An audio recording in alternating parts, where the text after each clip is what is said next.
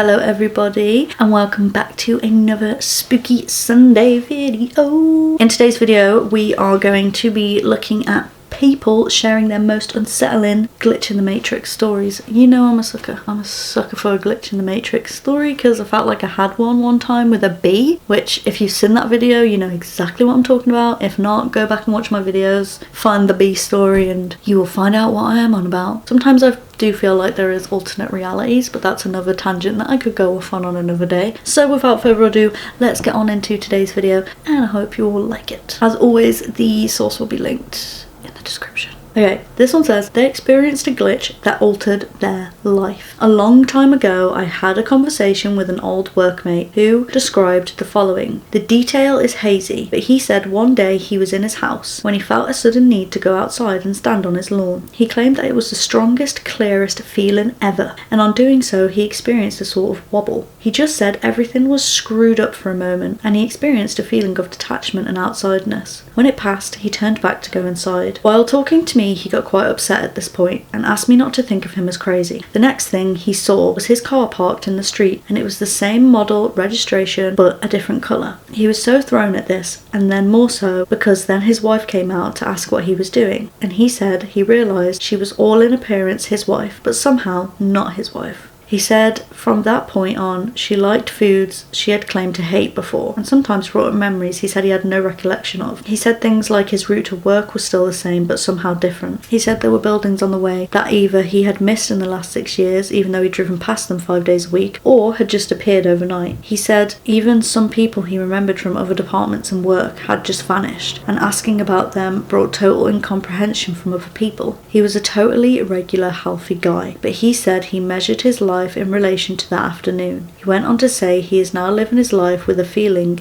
that about 15% of it had spontaneously changed that afternoon. That kind of sounds like he changed to a different reality. I guess it kind of links into what I was saying in the beginning, where I feel like sometimes there's different realities where there's loads of different yous in different dimensions living a similar but different life. It might be you, but as he said, certain people don't exist in that reality, or you like different foods in that reality. You know, when you get deja vu, I feel like that's happened to you in a different reality and it's getting tangled in this one and you're like, oh my god, I've got deja vu of this, but I really cannot remember it happening.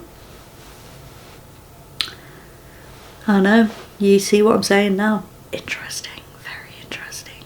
This says a kid bought a tablet computer to school in 1987.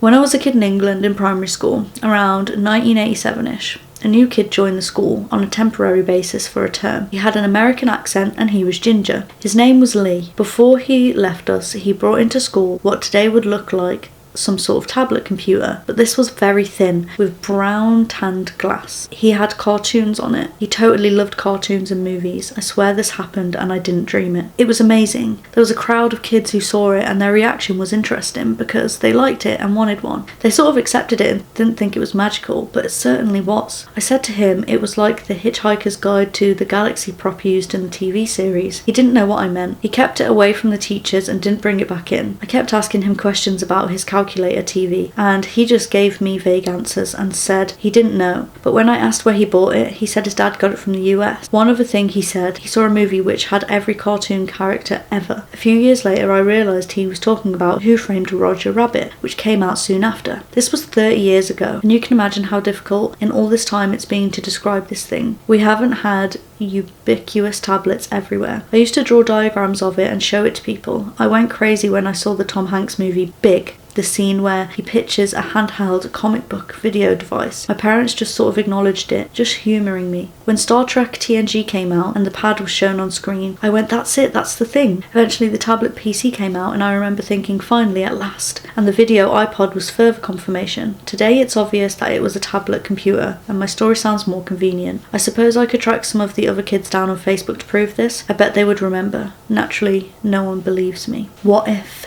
they were a time traveller?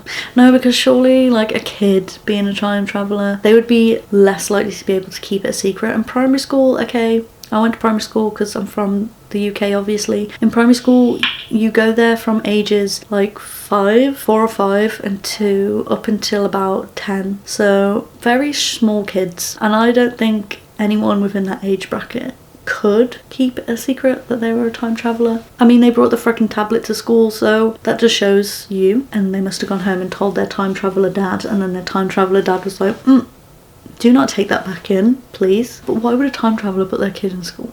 I don't know, like, I'm not saying this guy's lying, I'm saying that there's some inconsistencies. Maybe the dad just was an inventor before his time. Maybe he invented this tablet for his kid before they come out. I don't know, it's an insane story, okay? The title definitely drew me in as well. Let me know what you think in the comments. This one says, their dream saved their life years later. My dream was simple. I was driving down from the mountains back home with friends in the car, after what I vaguely remember was a snowboard skiing trip. The conversation was, I suppose, the usual for a long car ride. I spy this and stupid stuff. Then, Smash Mouth's All Star came on. I remember it because everyone started singing along, speeding down the mountain, and after signalling into the passing lane, all of a sudden a huge car wreck happens right in front of us. Happening so fast, cars smashed into each other, and one of the cars involved rolling off the mountain over the divider. I was too close to avoid it, and so I pulled to the right, which caused the car behind us to plough into the side of us, rolling our car to the opposite side of the road. I remember just a fuzzy feeling, upside down, and just glancing around the car, just seeing my friends mutilated, just send shivers down my spine to even think about. I wake up and in tears. I was just so frightened and scared. It was so surreal. This is where the glitch begins. After years passing from the night of the dream, my friends and I decided to get together to plan a small trip to have a ski and snowboarding day for the first snowfall. We knew a storm was coming, so we headed up the mountain. Good runs, fresh snow. It was overall a great success. We had gotten exactly what we had came for. We packed our things and headed down the mountain, and it clicked. The same stupid car banter. I Spy and then Smash Mouth's All Star came on. It happened. I was in my nightmare. The wreck happened just as I remembered, but I didn't pull to the right as I did in my dream. I pulled to the left onto the opposite lane and somehow just avoided it. Everything slowed down. It was like I was in my own world and everything happened the same except for my actions. We pulled to the side of the road and called 911. I broke down. It was too much. I was again scared and shaking, but somehow that stupid dream saved my life. Never ignore your dreams, guys. Your dreams